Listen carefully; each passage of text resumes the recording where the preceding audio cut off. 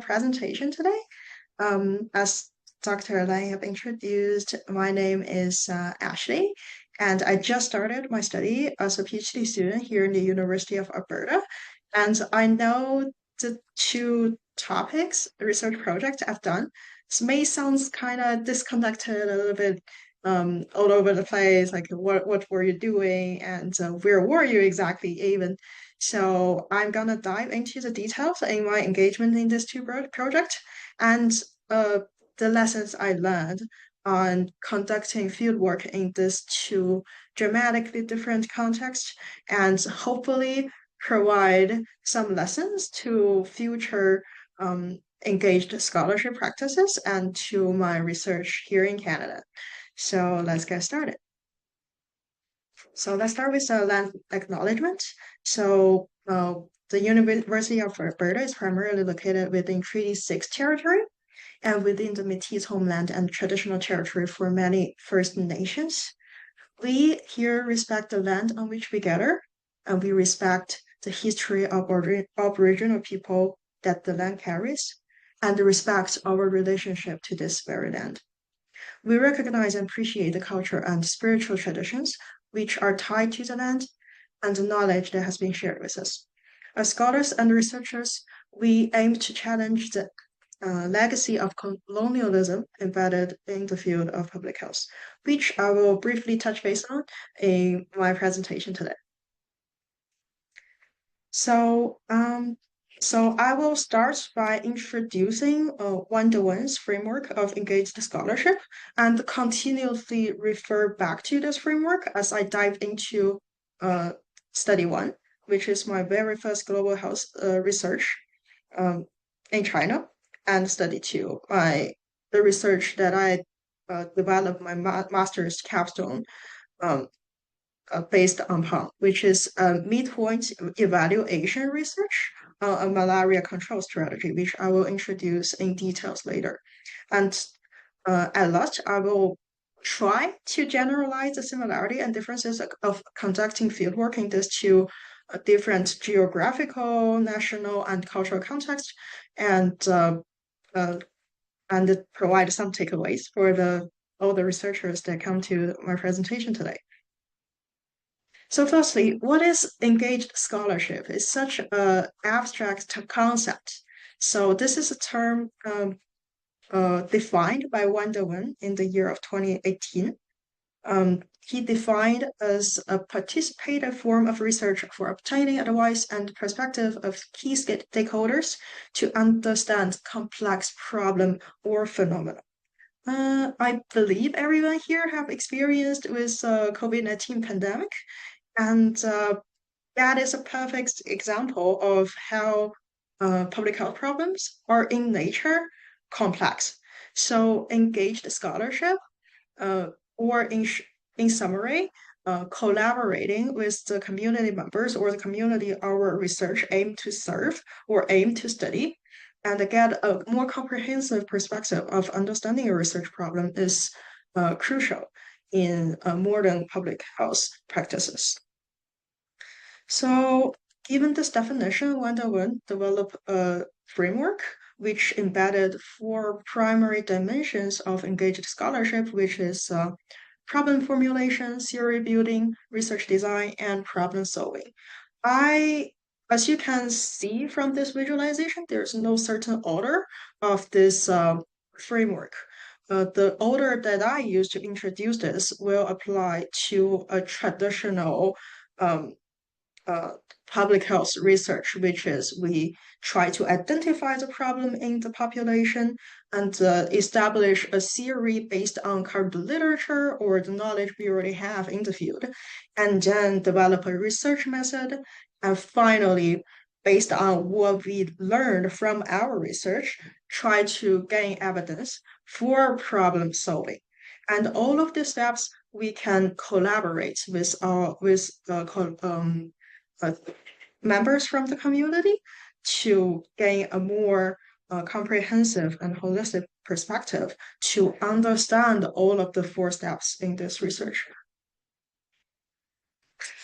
Um, yeah, so, and I will keep refer back to this framework because it is very interesting that although most of the study that I'll be talking about today will be a mixed method study, we embedded both a qualitative interview and quantitative questionnaire.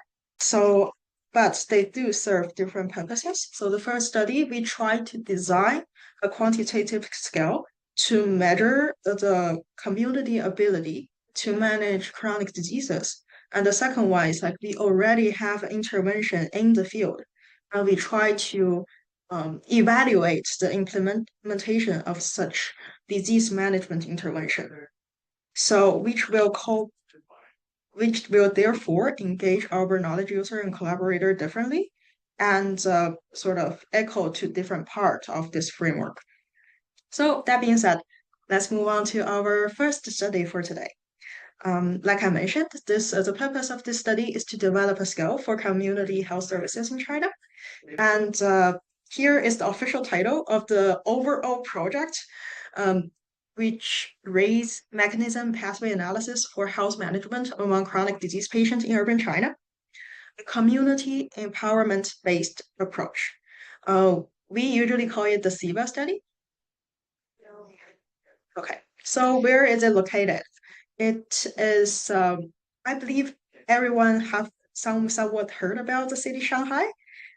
It's one of the largest city in China, and where our fieldwork located is right next to Shanghai, and a small part of our participants are from Shanghai.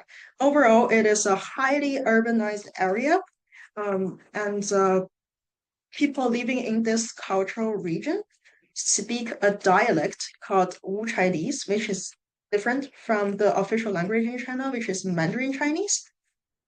And this dialect is especially popular among elderly population and less educated or illiterate population, because the only official language in the education system in China is Mandarin Chinese.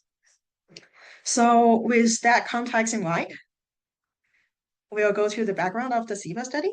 It is funded by the National Natural Science Foundation of China.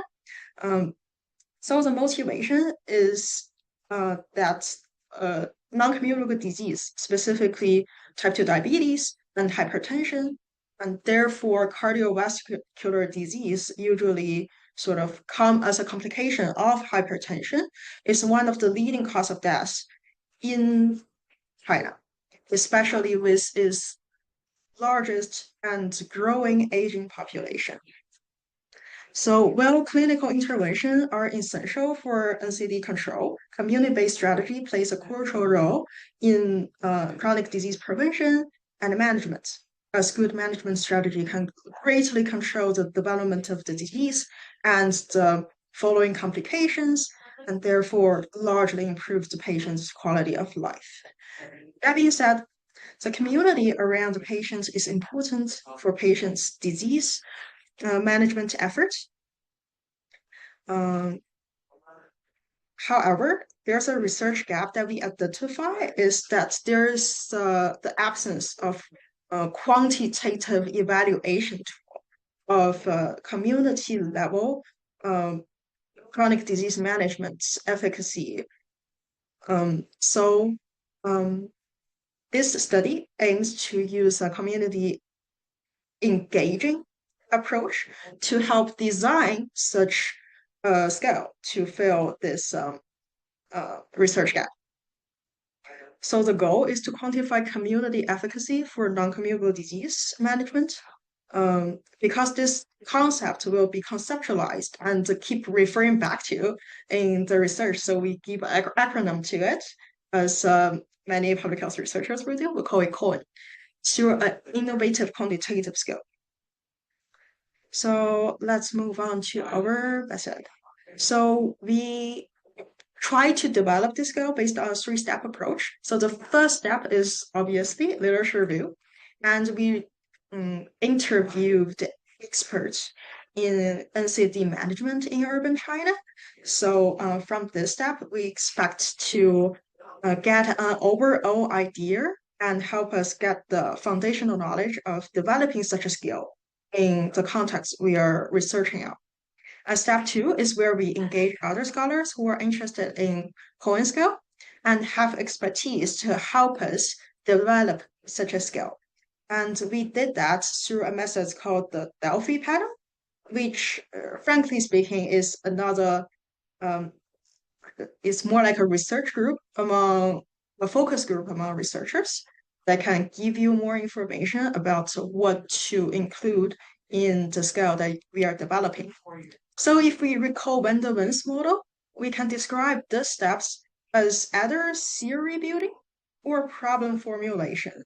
Because, like, again, our research objective is to design something from scratch instead of discover a problem in the community and try to find a solution for that problem. So therefore, I think it could be a limitation for Van der Waals model. It's like it does not always fit all type of a study. And step three is where I was recruited to this program is a mixed method community research. So as I presented in the table on the left, in this step, we recruited community residents living with non-communicable diseases through quantitative survey and qualitative interview to some residence leaders. And the community health workers, community health providers, they're to me, they are the most important collaborator I've ever have because they help recruit our participants and connect us to their boss, which is the officers for the district or township government.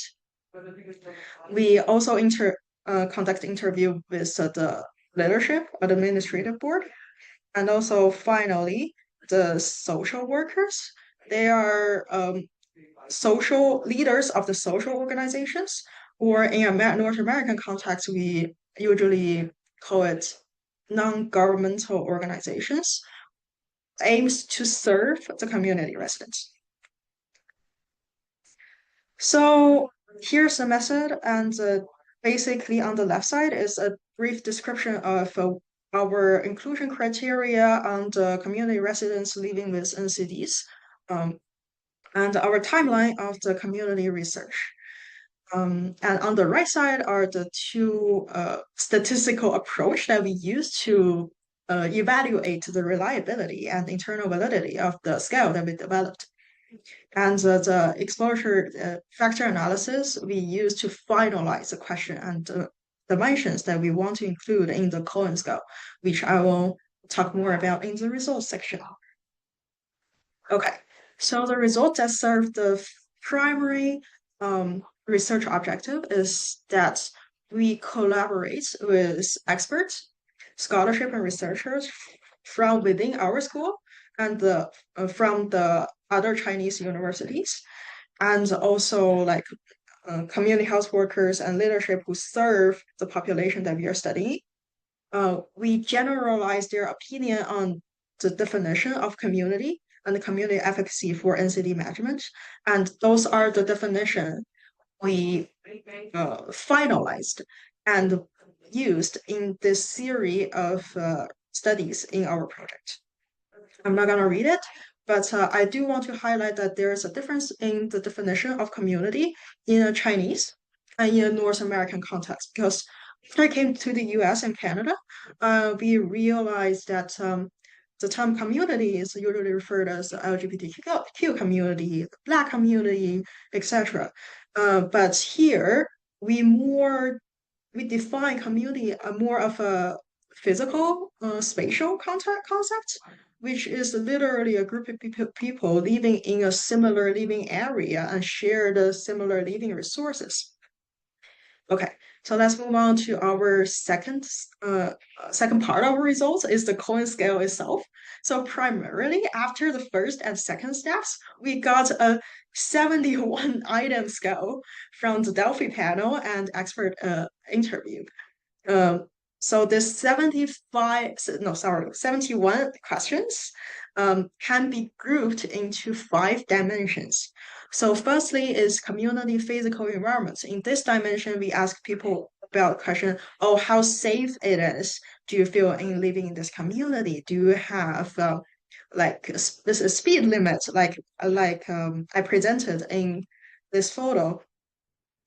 Do you have like a prepared road? Do you have enough green space, etc.? Everything about the facility and physical infrastructure in this community. And second is behavioral risk factors, um, specifically to chronic diseases management, such as drinking, smoking, access to vegetable and fruits and other healthy food options, etc. And third one is mental health and social relationship. I think here I hear you refer this concept more as social cohesion. So some example questions can be how connected do you feel with your neighbors, how you get along with your neighbors, and we also included a depression scale to evaluate the mental health status of our study example.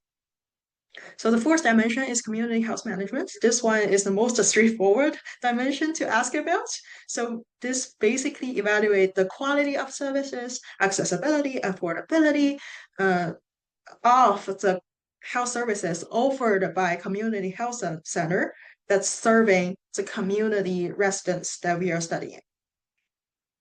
So finally, we have organizations and activities. So this one, we evaluate how the community residents engaged with social organizations or say non-governmental organizations. Those organizations usually aim to serve and entertain and improve the quality of life among community residents, especially the elderly population.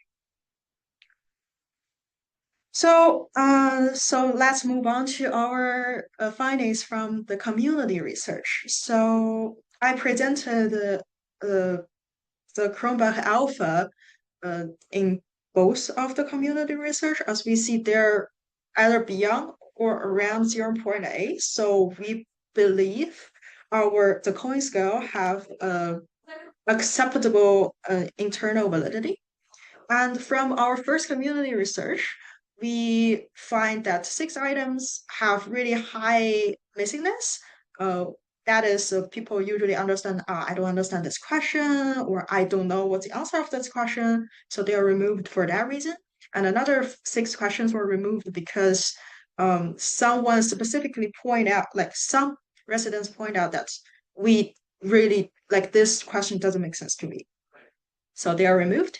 And another 21 items were removed because of their relevance, reliability is low. So after the removal of questions, we ended up with long Cohen scale, consists of 38 items. And we used this long Cohen in our second community research and conducted exploratory factor analysis over these 38 items.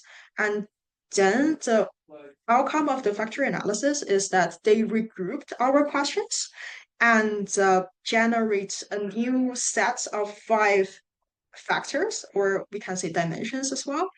And we generalized the characters of these 5 factors and say and finalize the 14 item short Cohen scale with high reliability and internal validity. So the renewed and finalized dimensions are community management, social relationship, resources accessibility, and community health services and resident engagement. So the community health services basically remain unchanged. So you can, if you still remember from the first version of Cohen scale, we can see that the behavioral risk factor was gone, which basically separated into social relationship, community management, and the resource accessibility. So basically, so that's the finding of our study. And here's the fun part: is like the challenges I met as a project facilitator in when conducting field work. So the first thing I want to talk about is the dialect and language barrier. As I mentioned, the most vulnerable population, like the oldest population, the least educated, or even the illiterate population, sometimes only speak Wu Chinese. So to sort of cope with this hardship, we recruited students who grow up in this cultural region. However, because like the Mandarin Chinese is the only official education language in China, so some of them are not perfectly fluent in Wu Chinese. Some of them, I remember one of my researchers, they can 100% understand what our participants trying to say, but she has hardship um, speaking in Wu Chinese. So even though she can understand, she cannot explain the question to the participants or to sort of make sure the participants understand what she's trying to ask or explain about. Which, like I mentioned, there's a socio-economic barrier that's aligned with this language barrier, so which also caused a different level of representativeness in this study. And also, we interestingly we find some people have difficulty in understanding five-Likert scale. As undergrad students back then, we thought five-Likert scale is one of the most straightforward thing in the world. However, when we try to explain this concept to the community residents, to the elderly population, or even to some of the community health workers, they will question back to us, say, what do you mean by extremely disagree and somewhat disagree? Like, what difference does that make? How much should I agree to be extremely agree instead of somewhat agree? So this conversation can just go on and on. And if anyone have experience in designing questionnaire, we are not supposed to guide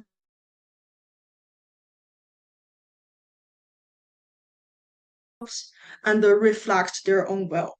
However, if they do need help with understanding the five-Likert scale, it's just really hard to make sure that their answer is neutral. And the last bulletin point on this page is that I find the gap between fieldwork takeaways and epidemiological outcomes. I participated in this project as an undergrad student. So I wasn't fully equipped with epidemiological skill sets when I work for this project. So after the field work, my impression is some kind of difference than what I observe from the quantitative data. So there's sort of mismatch between the quantitative part and the qualitative part of this study. So which really got me thinking is that how do we ensure the representativeness in mixed method study? Because some questions could be more visible than others, but it doesn't mean the less visible problems aren't important. And this page is the challenge on this page is really about fieldwork complications. I can talk about it all day, but I will just I selected some really interesting ones. So challenges of missing data because we are recruiting our elderly populations. It is really with chronic conditions, so they can be moving to other cities because of family bonds. They want to live with their uh, daughters or sons. They want to live with their children, or for better medical resources, or they run into some accidents. We know falling is a great risk factors for adverse health outcome among elderly population. We've had this participant who got into a car accident and fell 2 weeks before our field work. So we are like, oh my God, I feel so sorry to hear that. So we ended up with almost 20% of participants missing or refused to come back to our follow-up. So we kind of have to contact them and record the reason of lost to follow up and try to reach out to them again to see if they will be available anytime soon so we can make up on it and reduce our loss to follow up. And family interference. I know this one hasn't been reported a lot in the literature, but I do think it is interesting to share. It is not a common situation, but I do think it's an interesting phenomenon. Um, this is only a problem exclusively for female participants. So we have this uh, female participant come in and sit there and do interview with us. However, her husband is standing right next to her and try to guide her through every research question and say, hey, you should select this, you should select that. Obviously, as researchers, we don't want this situation to happen. Like she is the randomized participants that we select and included in the study, not her husband. So however, it is just really hard to convince her husband to leave. Even after he left the room, she hesitates about all of her options and constantly try to make eye contact with the researchers to seek for affirmation or confirmation about her answer. So yeah, it's really a hardship, and I think should be addressed more in health researches. And finally, limited time and impatience. Different from family interference, this one is a lot more common, um, and also not limited to female participants. However, I do realize those who are more economically vulnerable and reported lower income level are more likely to be impatient about the survey because our survey is quite long. As you can see, the primary version have 70 something questions, not including the demographic information questionnaire. So it usually take 40 minutes to an hour to finish. So some people will just be very impatient and try to push through the question and get everything done within 20 minutes, which will obviously influence the quality of data. And I worry that this bias can also disproportionately impact low-income population because they're more vulnerable to absence to work or being late to work or like being away from their own store or shop. So they may lose business because of this. So this is um, all about this project. And now we are gonna shift our point of view to another part of the world and talk about this evaluation research on malaria control strategy in Zambia. So when I say the other side of the world, I is kind of have its literal meaning. So Zambia is located in the South Equator, and it's not exactly the sub-Saharan Africa. It's more we will describe this country more as it's located in Central or Southern Africa, and it's a landlocked country. It's not connected to the ocean at all. And also it's experiencing a subtropical savanna climate. So it's which featured three seasons. The rainy season, the cool dry season, and the hot dry season. It's important to understand the climate in this country because we are looking at malaria intervention, and malaria is highly seasonal based on climate. So usually the epidemic peak in the rainy season and the slowdown at the hot dry season, and then go back to the low endemic status during the cool dry season. And when the rainy season start again, like and the mosquitoes start to breed, uh, the incidence rates start to peak again. And where the pain landed is where the intervention is carried out, and the different shade of this heat map indicated different incidence rates of malaria in this country. So as you can see, I actually went to uh, province with the lowest malaria incidence among the whole country. So the project I participate in or trying to do here is really try to push this province towards malaria elimination and set as example points across the whole country. So hopefully we can Zambia can achieve malaria elimination by like within 5-10 years. So this project is under International Centers of Excellence for Malaria Research, which is funded by the National Institute of Health, NIH, in the US.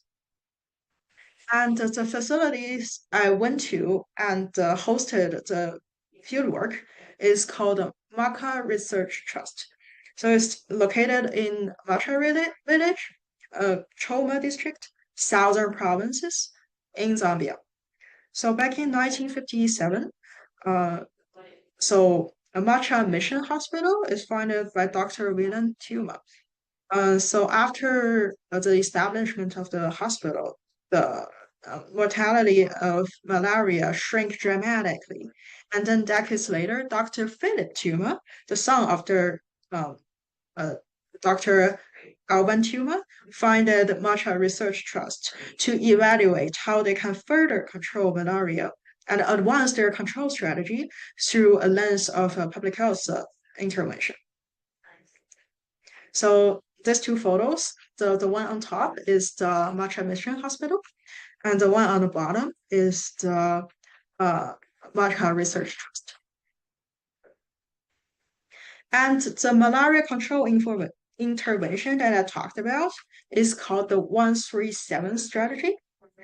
The 137 is actually the timeline of this malaria screening strategy. So on day one, community health workers and lab technicians are expected to identify incident malaria cases and report through the SMS messaging system. And then within 3 days, the same health practitioners, community health workers, and lab technicians are expected to identify and classify what is this case belong to, whether it's a local cases or travel cases, to sort of help trace the source of this disease.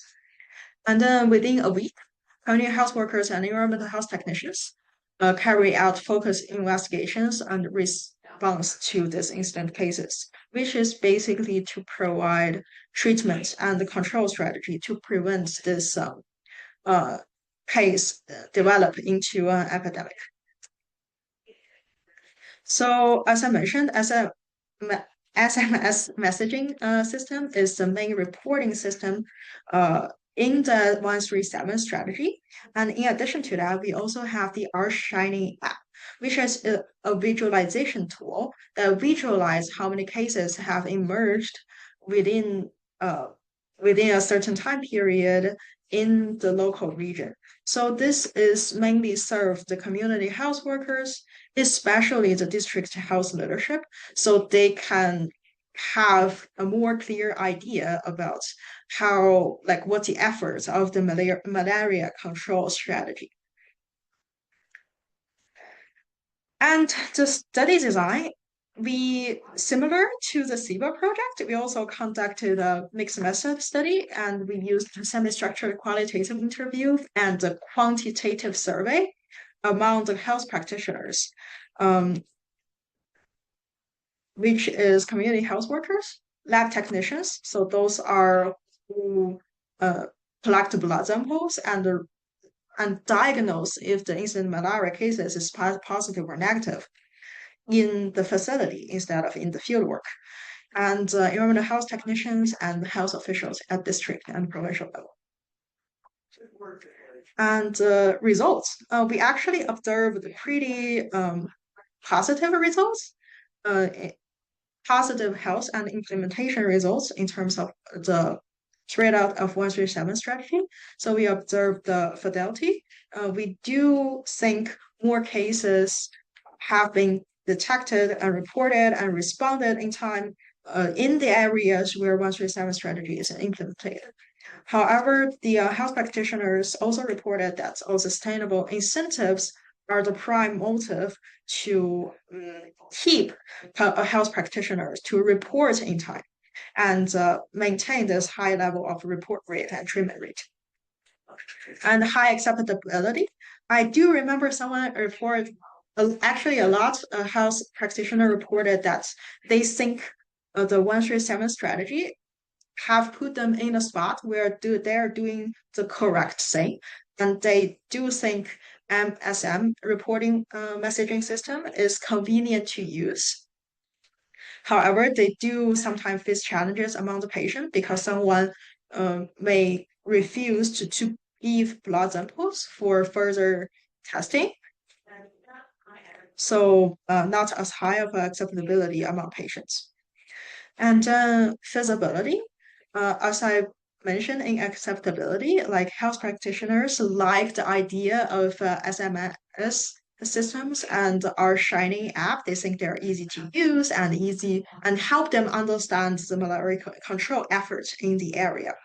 However, it is widely reported that technical issues and unstable internet connection and mobile connections can be challenges for timely reporting because they may find instant malaria cases and they try to report it through SMS. And when the mobile connection is not stable, the message may fail to deliver, which will delay the timeline of this strategy. And finally, equity. They do report it is extremely hard to trace traveling and remote populations. Um, like the traveling population, someone may travel from other provinces or another district to come to Matcha to either farm, work, or just family visiting. If they are diagnosed with as an incident malaria case, and then they go back to where they come from within the 3 or 7 days, they like the health practitioners find it impossible to finish the tracking process. And also people who travel more could be the one who uh, like they are it's very likely that they are not traced by any kind of health systems, which make them more vulnerable to all kinds of diseases. So the conclusion, it is nice that we find that the 137 strategy is highly accepted and implemented. We reported high fidelity, acceptability, and feasibility. However, the endemic still persists. So my mentor and supervisor concluded that maybe the most significant limitation could be the intervention and treatment itself. So they suspect that the subpatent infection, which is malaria cases who are negative to RDT cases, which is the traditional diagnosis method. But if you run PCR on them, they do present positive outcomes. So they are asymptomatic patients and uh, hard to identify through traditional diagnosis method. So uh, so our studies do suggest reactive focal vector control or focal mass drug distribution. Basically, treat everyone without a formal diagnosis. So that's all about the second study, the two studies. So I want to compare the similarity between that I find uh, when working for both of the programs. So the first one is definitely I realize sometimes it is difficult for the community uh, collaborators to articulate their demand and their questions to the researchers, or sometimes they may come up with questions that really cannot be solved by academia. So we will have problem in Wendel's framework on problem formulation and theory building because the community collaborators may look at your research questions from a completely different angle, and their drive is to maximize their own interest instead of your research interest. So sometimes there's could be a dilemma between like what fit the community's interest the most and what fit the researcher's research objective the most, even if your research is fitting the community's interest. And also, as I mentioned, sometimes we do have a difficulty in communications. So we realize those who are more educated and more fluent in the like official language, which is Mandarin Chinese in China and English in Zambia. Uh, and they are likely to form their idea and communicate more fluently with the researchers and therefore provide more information and increase their representativeness and visibility in research. However, on the other side, those who are less educated and less privileged to have this proficiency in speaking the official language might be more or less neglected in all kind of research. And also, I also the difficulty in understanding five Likert scale is also discovered in Zambia, and that I actually make these suggestions on. Oh, we are not getting a lot of information from the first two participants, probably because they have some levels of like difficulty in understanding five Likert scale. Maybe we should talk to them first before we ask them to select the from the five Likert scale in the quantitative part, and that actually works. We use their argument to confirm if like their option is where they want to be on the five Likert scale, and try to get the more accurate information as we could. And lastly, as I mentioned, language and dialect barrier, um, I, which also shows similar pattern in China and Zambia.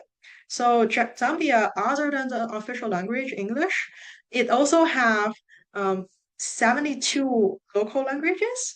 And in the area that I worked in, the local language is Tonga, which also is usually spoke by elderly people and people living more remotely from the village and those who are less educated or illiterate.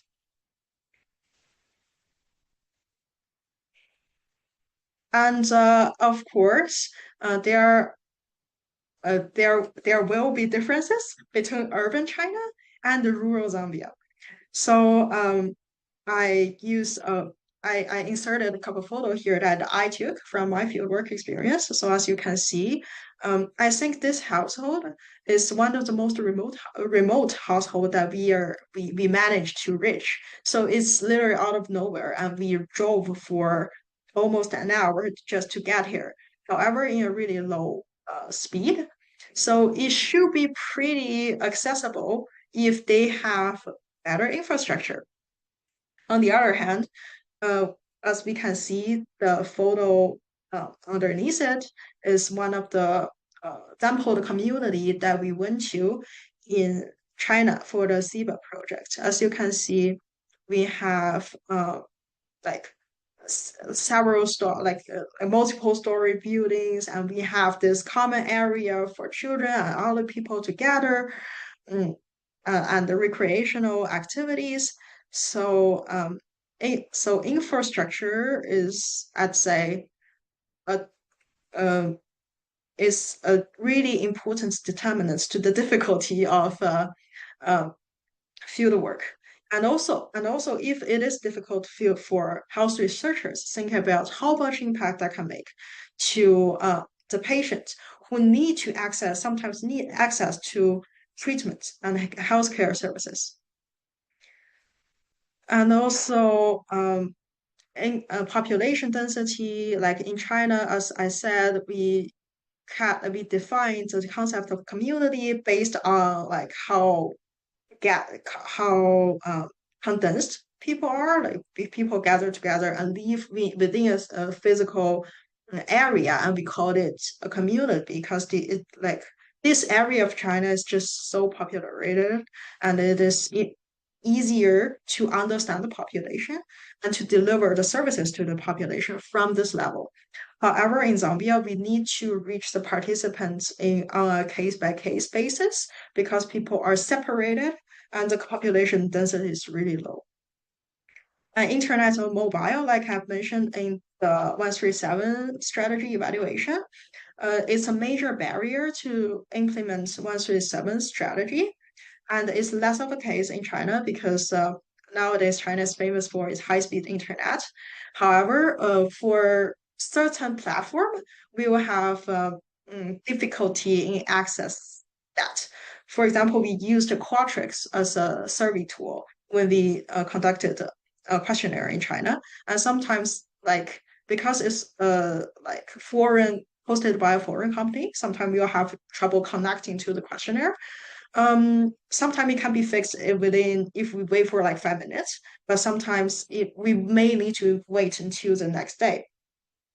So that could be something to consider if to implement, if to conduct a field work in a place like China. And we have different challenge to follow up. And like I mentioned, it's hard to trace people who travel, but people travel for different reasons. In Zambia, people travel more because of seasonal farming, but in China, people travel more because of family visiting, like the elderly population are more likely to move to another city to take care of their grandson, etc. And political dynamics, and a major challenge for like malaria elimination is the like the unstable malaria control strategy. Although the determinacy of governments has been unchanged, the policy has been pretty uncertain. So I looked into banana use in Zambia as my master's program. So I will realize sometimes this village has access to free banana distribution. Sometimes it doesn't. And after a couple of years, it have access to free net distribution again. So this uncertainty really, again, is something to consider when you're working in different countries for health research. And different health agenda in China, because like the aging population is so large, so chronic disease have always been one of the top priority on our health agenda. But in Zambia, obviously, infectious diseases and tropical diseases are more of interest to their decision makers and their patients. And different influence for neocolonialism, and Zambia is pretty deeply influenced by the British from colonialism. And nowadays, like its infrastructures and its either tourism or other kind of industry are still influenced by neocolonialism, exemplified by from the US and China. Okay, so before we move on to our conclusion, I want to have a positionality disclaimer first. So I personally was born in Beijing, China, which although is the same country with the first study, the cultural context is very distinct from where study one took place. So this is a visualization of different cultural region in China. As you can see, the white pane is where I come from, which is located in North China. And the red pane is where study one took place, which affiliated to Eastern China. And my education, so my higher education is mainly, I received my higher education mainly in a North American system. So I did my undergrad study in a U.S.-China Partnership Institution, got my master's program in the U.S., and now come to Canada to pursue a PhD degree. Oh, sorry. And I've been part of the ethnic majority for the most of my life back in China. And ever after I came to the US and Canada, all of a sudden I become a minority. Such a noble experience.